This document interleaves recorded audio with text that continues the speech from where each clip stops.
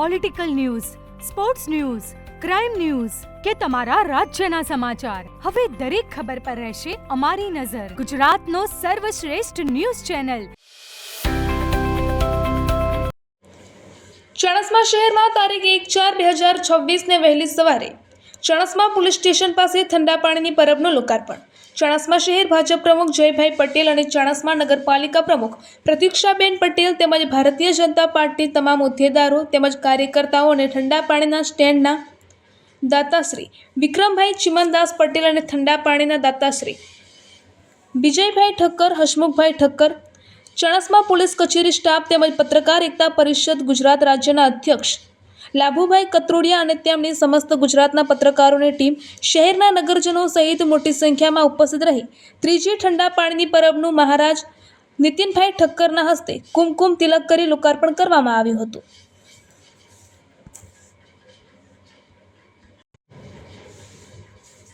આ પ્રસંગે ભારતીય જનતા પાર્ટીના ચાણસ્મા શહેર પ્રમુખ જયભાઈ પટેલ અને ચાણસ્મા નગરપાલિકા પ્રમુખ પ્રતીક્ષાબેન પટેલ તેમજ નગરપાલિકા અધિકારીશ્રીઓ દ્વારા પણ દાતાશ્રી તરીકે સહયોગ મળ્યો હતો.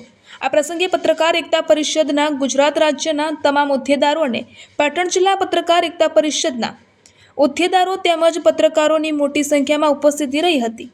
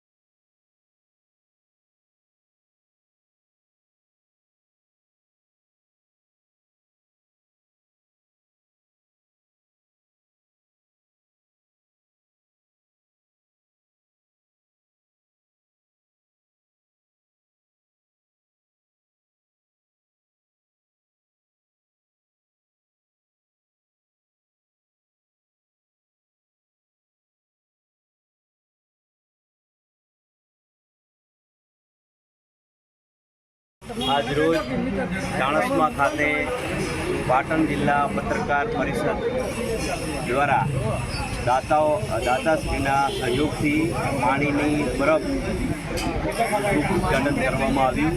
આ પ્રસંગે અમારા